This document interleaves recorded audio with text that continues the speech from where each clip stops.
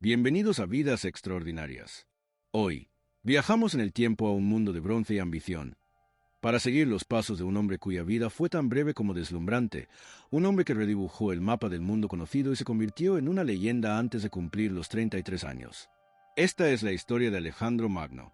Imaginen la escena. Macedonia, año 344 a.C. En la corte del rey Filipo II, un magnífico semental de Tesalia, negro como la noche, se encabrita y relincha, desafiando a los jinetes más expertos del reino. Nadie puede domarlo. Es una bestia salvaje, indomable. El rey, frustrado, ordena que se lo lleven. Pero entre la multitud, un niño de apenas 12 años levanta la voz. Es el príncipe Alejandro. Con una calma que desafía su edad, observa algo que nadie más ha visto. El caballo no es salvaje, tiene miedo. Le aterroriza su propia sombra danzando en el suelo. El joven príncipe se acerca, toma las riendas con suavidad y gira la cabeza del animal para que mire directamente al sol, dejando su sombra detrás. El caballo, de repente, se calma. Alejandro salta sobre su lomo y galopa ante la corte atónita. Su padre, el rudo y pragmático rey Filipo, el hombre que estaba forjando a Grecia con hierro y fuego, no puede contener las lágrimas. Se acerca a su hijo y le dice unas palabras que resonarían como una profecía. «Hijo mío, búscate otro reino que sea digno de ti. Macedonia es demasiado pequeña». Aquel caballo, llamado Bucéfalo por una mancha en forma de cabeza de buey, se convertiría en su compañero inseparable durante 30 años de guerra y conquista. Y aquella frase de su padre definiría el destino de Alejandro, la búsqueda incesante de un mundo que estuviera a la altura de su propia grandeza. Para entender al hombre que persiguió el horizonte, primero debemos entender el nido de águilas y serpientes en el que nació. Vino al mundo en Peia, en el año 356 a.C., y los presagios marcaron su llegada. La leyenda cuenta que, en la misma noche de su nacimiento, el templo de Artemisa en Efeso, una de las 7 maravillas del mundo antiguo, ardió hasta los cimientos. Se dijo que la diosa estaba tan ocupada presenciando el nacimiento de Alejandro que no pudo salvar su propio templo, un augurio de que un poder destinado a conquistar Oriente acababa de nacer. Su vida fue moldeada por 2 fuerzas titánicas y opuestas: sus padres. Su padre, Filipo II, era el martillo de Macedonia, un genio militar y político que heredó un reino bárbaro y al borde del colapso y lo transformó en la potencia dominante de Grecia. Reformó el ejército, creando la temible falange macedonia con sus lanzas de 5 metros, las arisas, y a través de la guerra, la diplomacia y el soborno, unificó a las orgullosas y divididas ciudades-estado griegas bajo su mando. Filipo era un hombre de ambición terrenal. Quería un reino fuerte, seguro y hegemónico. Su madre, Olimpia, era una fuerza de la naturaleza completamente distinta. Princesa de Epiro, era una mujer apasionada, violenta y profundamente mística. Se decía que participaba en cultos dionisíacos secretos y que dormía con serpientes en su lecho. Olimpia le susurró a su hijo una verdad más grande y peligrosa: que su verdadero padre no era Filipo, sino el mismísimo Zeus Amón, el rey de los dioses. Le inculcó la creencia de que no estaba destinado a ser un simple rey, sino un dios entre los hombres. Así, Alejandro creció en la encrucijada de 2 ambiciones. Filipo le dio las herramientas para conquistar el mundo, un ejército invencible y una mente estratégica. Olimpia le dio la justificación divina para hacerlo. Para pulir esa mente, Filipo no escatimó. A los 13 años, convocó al pensador más grande de su tiempo, Aristóteles, para que fuera el tutor de su hijo. Durante 3 años, en los tranquilos bosques de Mieza, Aristóteles educó a Alejandro y a los hijos de la nobleza macedonia. Le enseñó retórica, política, medicina y ciencias naturales. Pero, sobre todo, le enseñó a amar a Homero. Alejandro se obsesionó con la Ilíada. Veía en Aquiles, el gran héroe griego, un reflejo de sí mismo, un guerrero destinado a una vida corta pero gloriosa.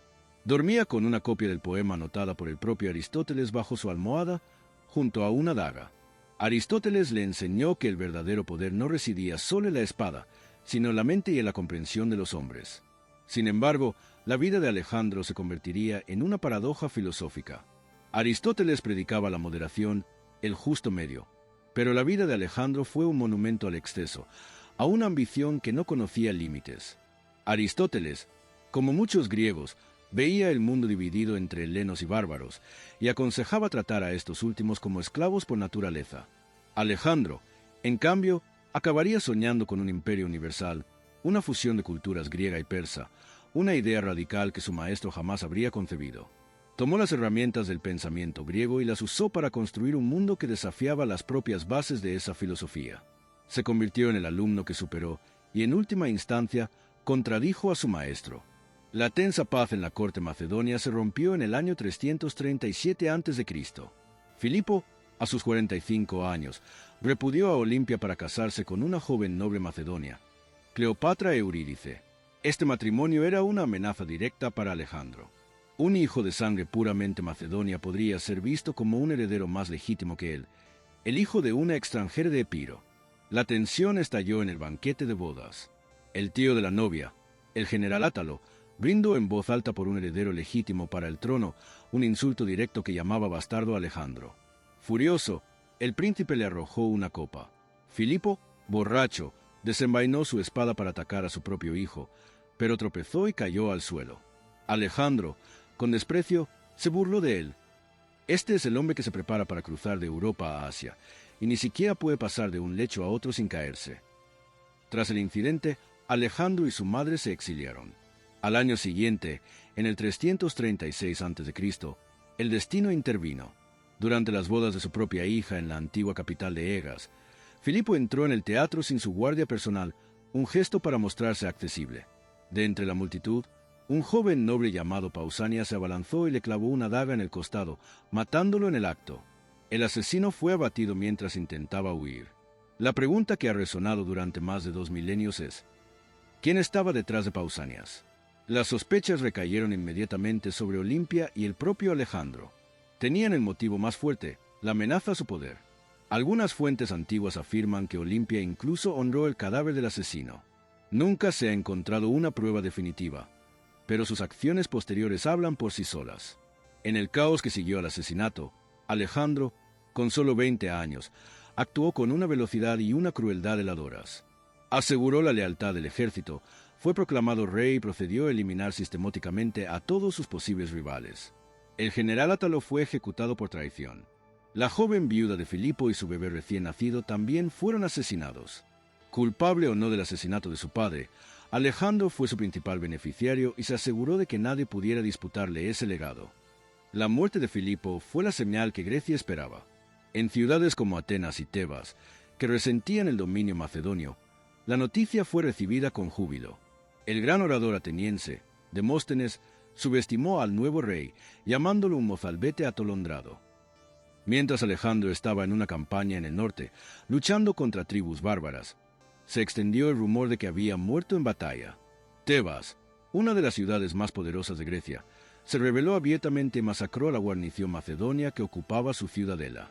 La respuesta de Alejandro fue una lección de terror que Grecia jamás olvidaría. En apenas 2 semanas, marchó con su ejército más de 400 kilómetros hacia el sur. Apareció ante las murallas de Tebas antes de que la ciudad supiera que el rumor de su muerte era falso.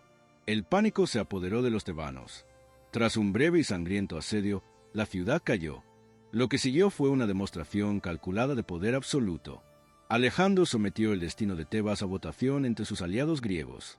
Estos, recordando las viejas rencillas y la traición de Tebas al aliarse con los persas en el pasado, la condenaron a la aniquilación. La ciudad fue arrasada hasta los cimientos. 6.000 tebanos murieron en la batalla y 30.000 supervivientes, hombres, mujeres y niños, fueron vendidos como esclavos. Solo se perdonaron los templos y la casa de un hombre, el poeta Píndaro.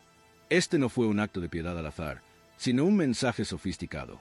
Al destruir la ciudad pero salvar la casa del poeta, Alejandro se presentaba no como un bárbaro destructor, sino como protector de la cultura helénica, capaz de una crueldad sin límites contra quienes desafiaran su autoridad. La onda expansiva de la caída de Tebas silenció a toda Grecia. Atenas, que había instigado la revuelta, se rindió de inmediato. Con un solo acto de brutalidad quirúrgica, el rey de 20 años se había asegurado la paz en su retaguardia. Ahora, era libre para mirar hacia el este. El sueño de su padre, la conquista del vasto imperio persa, estaba a punto de comenzar. En la primavera del año 334 a.C., Alejandro cruzó el Helesponto, el estrecho que separa Europa de Asia, con un ejército de unos 40.000 hombres. Así comenzaba una campaña de 11 años que cambiaría el curso de la historia. Sería una persecución épica a través de un continente, un duelo personal entre dos hombres. Alejandro, el joven rey macedonio, y Darío III, el gran rey de Persia, señor de un imperio que se extendía desde Egipto hasta la India. Su primer gran enfrentamiento tuvo lugar a orillas del río Gránico. Los gobernadores persas, los sátrapas, habían reunido un ejército para detenerlo. En un error táctico fatal, colocaron su caballería en la misma orilla del río, una posición vulnerable. El general más experimentado de Alejandro, el viejo Parmenión, le aconsejó esperar, pero Alejandro no sabía esperar. Lideró personalmente la carga de su caballería de élite, los compañeros, a través del río y contra las líneas enemigas. La batalla fue un torbellino caótico de hombres y caballos. En el fragor del combate, Alejandro estuvo a punto de morir. Un noble persa, Espitrídates, levantó su espada para asestar un golpe mortal por la espalda. Pero en ese instante, otro hombre intervino. Heraclito el Negro, un amigo de la infancia de Alejandro y hermano de su nodriza. Con un tajo de su propia espada, cercenó el brazo del persa, salvando la vida de su rey. La audaz carga de Alejandro rompió las líneas persas y le otorgó una victoria aplastante. Asia Menor estaba abierta. Un año después, en el 333 a.C., tuvo lugar el segundo acto de este gran duelo. Darío, subestimando a su joven adversario, había reunido un ejército inmenso. Con una brillante maniobra, se colocó en la retaguardia de Alejandro, cortando sus líneas de suministro cerca de la ciudad de Isos. La batalla se libraría en una estrecha llanura costera, un terreno que anulaba la abrumadora superioridad numérica de los persas. Desde su carro de guerra en el centro de la formación, Darío observaba. Alejandro, al otro lado del campo, también lo vio, y su plan fue simple y suicida, cargar directamente contra él. Liderando de nuevo sus compañeros, se abrió paso a través de las líneas persas como una flecha, directo hacia el gran rey. Darío, al ver a ese demonio macedonio galopando hacia él, con los ojos encendidos por la furia de la batalla, sintió pánico. Giró su carro y huyó, abandonando el campo de batalla, su ejército, sus tesoros, lo más humillante de todo, a su propia familia. La madre, la esposa y los hijos de Darío fueron capturados. Alejandro, en un gesto de caballerosidad que asombró al mundo antiguo, los trató no como prisioneros, sino con el honor y el respeto debidos a la realeza. Tras la victoria en Isos, Alejandro no persiguió a Darío. En lugar de eso, se dirigió al sur para asegurar la costa mediterránea. En el 332 a.C. llegó a Egipto. Los egipcios, que odiaban el dominio persa, lo recibieron como un libertador y lo coronaron faraón. Pero Alejandro no buscaba solo un título terrenal. Emprendió un peligroso viaje al corazón del desierto de Libia, hacia el remoto oasis de Sigua, donde se encontraba el oráculo del dios Amón, a quien los griegos identificaban con Zeus. La travesía fue una pesadilla. Su grupo se perdió en una tormenta de arena, atormentado por la sed, hasta que una lluvia milagrosa y, según la leyenda, unas aves o serpientes los guiaron hasta el oasis. Allí, Alejandro entró solo en el santuario. Lo que ocurrió dentro es un misterio. Pero cuando salió, algo había cambiado. El sumo sacerdote lo había saludado no como a un mortal, sino como al hijo de Amón. El oráculo había confirmado su origen divino. Este no fue un simple acto de fe, fue una jugada maestra de propaganda política. Para los egipcios, ser hijo de Amón era ser el faraón legítimo. Para los griegos, ser hijo de Zeus lo colocaba al nivel de los héroes míticos como Hércules, a quienes aspiraba a emular. Alejandro se había convertido en un dios viviente, una figura unificadora para un imperio de múltiples culturas y religiones. Antes de abandonar Egipto, en la costa, fundó la primera y más grande de sus muchas ciudades, Alejandría, destinada a convertirse en el faro cultural del mundo antiguo. Finalmente, en el año 331 a.C., llegó el momento de la confrontación final. Darío había reunido otro ejército, aún más grande, en las llanuras de Gaugamela, cerca de la actual Mosul, en Irak. El terreno había sido aplanado a propósito para favorecer a sus carros de guerra con guadañas en las ruedas y a su inmensa caballería. Alejandro, con menos de 50.000 hombres, se enfrentaba a una fuerza que, según algunas estimaciones, era 5 veces mayor. La noche antes de la batalla, Parmenión sugirió un ataque nocturno para mitigar la desventaja numérica. Alejandro se negó: no robo mis victorias. Al amanecer, desplegó su ejército y ejecutó su obra maestra táctica. En lugar de avanzar de frente, movió todo su ejército en diagonal hacia la derecha, un avance oblicuo que desconcertó a los persas. Darío, temiendo ser flanqueado, envió a su caballería izquierda para contrarrestarlo. Este movimiento abrió una brecha fatal en el centro de su propia línea. En ese momento, Darío lanzó sus temibles carros con guadañas. Pero Alejandro estaba preparado. Ordenó a su infantería que abriera filas, creando canales por los que los carros pasaron de largo para ser atacados por los lados y desde atrás. Con la amenaza de los carros neutralizada, Alejandro giró a sus compañeros y cargó en formación de cuña a través de la brecha que se había abierto, una vez más, directo hacia Darío. Y por segunda vez, el gran rey de Persia, al ver la carga suicida de Alejandro, entró en pánico y huyó. Su huida provocó el colapso de todo el ejército persa. La batalla de Gaugamela fue una victoria total. El imperio aqueménida estaba sentenciado. La persecución de Darío continuó. Alejandro entró triunfante en Babilonia y Susa, las grandes capitales persas. Finalmente, en julio del 330 a.C., alcanzó al rey fugitivo, pero llegó tarde.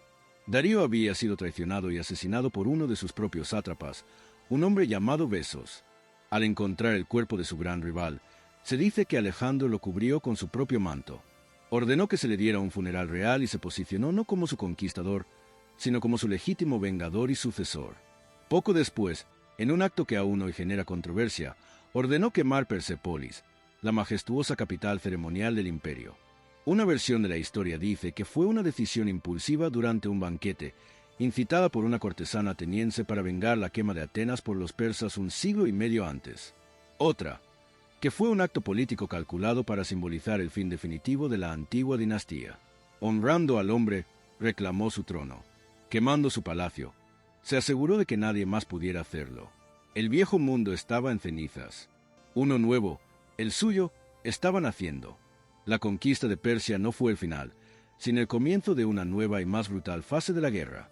La persecución de Besos, el asesino de Darío, llevó a Alejandro a las remotas y salvajes satrapías orientales de Bactria y Sogdiana, en lo que hoy es Afganistán y Uzbekistán. Allí, en las escarpadas montañas y los áridos desiertos, la falange macedonia se enfrentó a un nuevo tipo de guerra. No había grandes ejércitos en campo abierto, sino una feroz resistencia de guerrillas liderada por un carismático señor de la guerra sogdiano llamado Espitamenes. Durante 2 años, Espitamenes hostigó a los macedonios con tácticas de ataque y retirada, llegando incluso a aniquilar a un destacamento macedonio, la primera derrota significativa que sufrían las fuerzas de Alejandro. Fue en medio de esta guerra de desgaste que Alejandro protagonizó una de sus hazañas más legendarias, el asedio de la roca sogdiana en el 327 a.C. Era una fortaleza montañosa considerada inexpugnable, donde el noble local Oxiartes había refugiado a su familia.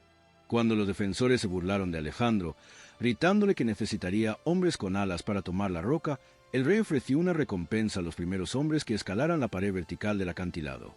300 voluntarios, usando cuerdas de lino y estacas de hierro como las que se usan para las tiendas, escalaron la pared rocosa en la oscuridad de la noche. Al amanecer, los defensores, aterrorizados al ver a los soldados macedonios sobre sus cabezas, se rindieron sin luchar. Entre los cautivos en la fortaleza se encontraba la hija de Oxiartes, una joven de belleza deslumbrante llamada Roxana. Alejandro, según se cuenta, se enamoró a primera vista y, en un gesto que era tanto político como pasional, la tomó como esposa. Al casarse con la hija de un líder rebelde, transformó a un enemigo en su suegro, un paso crucial en su política de fusionar las culturas griega y persa. Desde Asia Central, su insaciable deseo de conquista, su potos, lo empujó aún más al este, hacia la mítica tierra de la India. En el 326 a.C., cruzó el río Indo. Allí, a orillas del río Hidaspes, se enfrentó al rey Poros y su temible ejército, que incluía 200 elefantes de guerra. Para los macedonios, que nunca habían visto tales criaturas en batalla, el impacto fue aterrador. La batalla del Hidaspes fue la más sangrienta y costosa de toda la carrera de Alejandro. Sus hombres lucharon con un valor desesperado contra las bestias acorazadas que arrollaban las filas de la falange. Alejandro, con su genio táctico, logró rodear al ejército de Poros y finalmente obtuvo la victoria. Pero el precio fue terrible. La moral de su ejército quedó destrozada. Impresionado por la valentía de Poros, que luchó hasta el final, Alejandro le permitió conservar su reino como aliado. Pero algo se había roto. Después de la batalla, Alejandro quería seguir adelante. Soñaba con llegar al río Ganges, que creía que marcaba el fin del mundo. Pero su ejército, después de 8 años de marcha incesante, de miles de kilómetros lejos de casa, de luchar contra persas, guerrilleros y ahora elefantes, dijo basta. A orillas del río Éufrates, sus hombres se amotinaron, no con violencia, sino con una agotada y obstinada negativa a dar un paso más. Estaban exhaustos, enfermos por las lluvias de monzón y aterrorizados por los rumores de ejércitos indios aún más grandes que les esperaban. Alejandro los reunió. Les dio un discurso apasionado, recordándoles su gloria, su destino, prometiéndoles las riquezas de la India. Pero sus palabras se encontraron con el silencio. Finalmente, un veterano general llamado Zeno se atrevió a hablar por todos, suplicándole que los llevara a casa. Humillado y furioso, Alejandro se encerró en su tienda durante 3 días, esperando que sus hombres cambiaran de opinión. No lo hicieron. Por primera vez en su vida, Alejandro Magno había sido derrotado. No por un enemigo, sino por los límites de la resistencia humana de su propio ejército. Con el corazón roto, dio la orden de regresar. El viaje de vuelta fue una odisea de sufrimiento. Alejandro, quizás en un acto de despecho o de arrogancia, decidió tomar la ruta más difícil. Dividió su ejército. Una parte navegaría por la costa, otra tomaría una ruta interior más fácil, y él mismo lideraría al grueso de sus fuerzas a través del terrible desierto de Gedrosia, una tierra inhóspita que ni siquiera los reyes persas se habían atrevido a cruzar.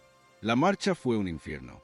El calor era insoportable, el agua escaseaba, y las inundaciones repentinas arrasaban los campamentos.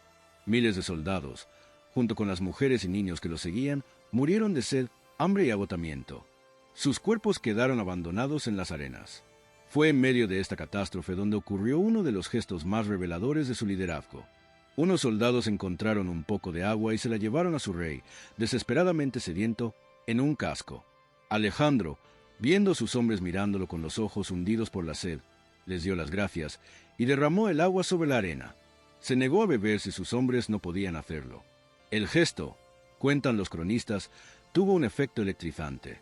Fue como si todos hubieran bebido de esa agua derramada.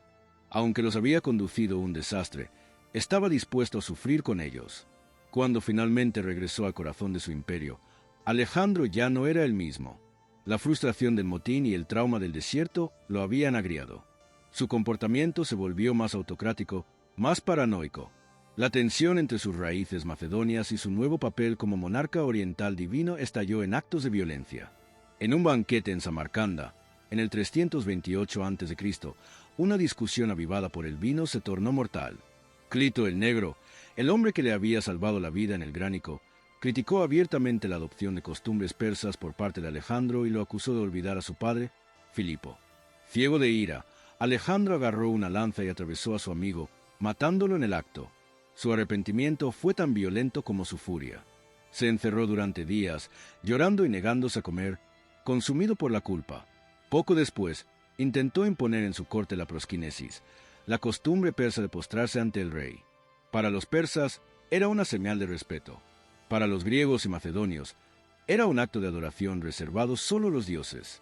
La resistencia fue feroz, liderada por el historiador de la corte, Calístenes, el sobrino de Aristóteles. Alejandro tuvo que dar marcha atrás, pero la brecha entre el rey dios y sus orgullosos compañeros macedonios se había vuelto insalvable. Calístenes fue implicado más tarde en una conspiración y ejecutado. El conquistador del mundo estaba en guerra consigo mismo. El golpe final no llegó en el campo de batalla, sino en el corazón. En el otoño del 324 a.C., en la ciudad de Ecbatana, su amigo más íntimo, su compañero de toda la vida, Hefestión, enfermó de fiebre y murió. Hefestión era más que un general. Era el otro yo de Alejandro, su Patroclo para su Aquiles, la única persona que entendía completamente la escala de su sueño. La reacción de Alejandro fue la de un hombre destrozado. Se dice que yació sobre el cuerpo de su amigo durante un día y una noche, sin comer ni beber.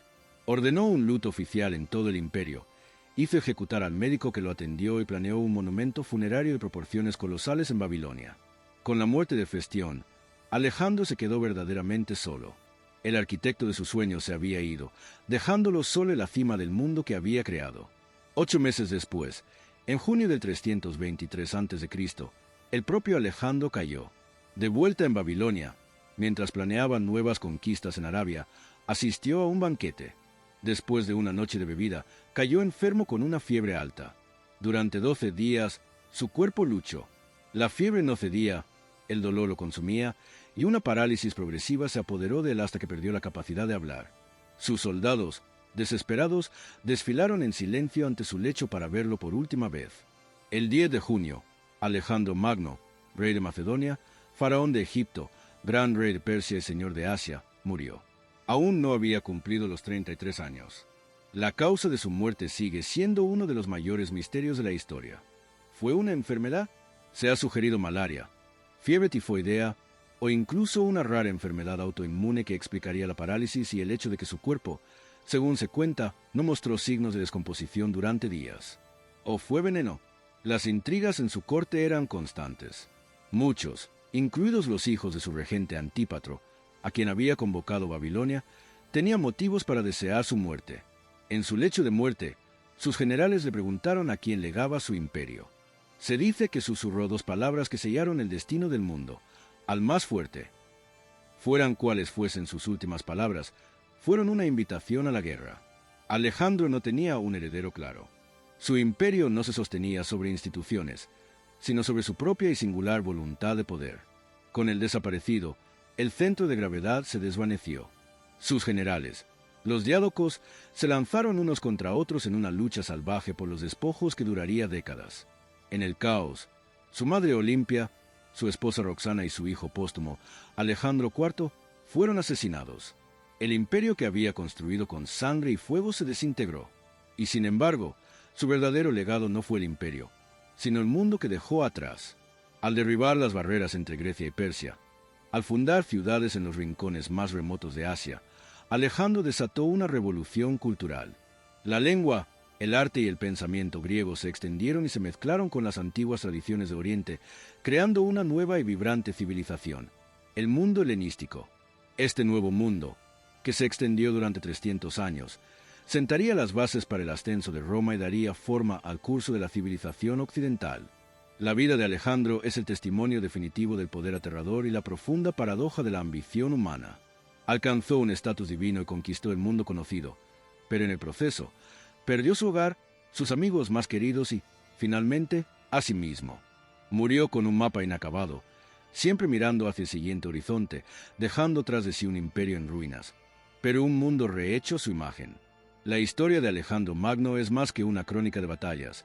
Es una pregunta que se le hace a la propia historia. ¿Cuál es la verdadera medida de una vida? ¿Fue un visionario civilizador que unió Oriente y Occidente como soñaba? ¿O un megalómano cuya ambición dejó un rastro de sangre desde Grecia hasta la India? ¿Fue impulsado por un mandato divino o por los fantasmas de un padre dominante y una madre fanática? Su vida sigue siendo uno de los relatos más extraordinarios de la historia. ¿Qué piensas tú? Déjanos saber en los comentarios qué crees que impulsó realmente al hombre que llegó a ser grande. Si te ha cautivado este viaje hasta el borde del mundo, asegúrate de suscribirte a Vidas Extraordinarias y comparte este episodio con cualquiera que ame una historia más grande que la vida misma.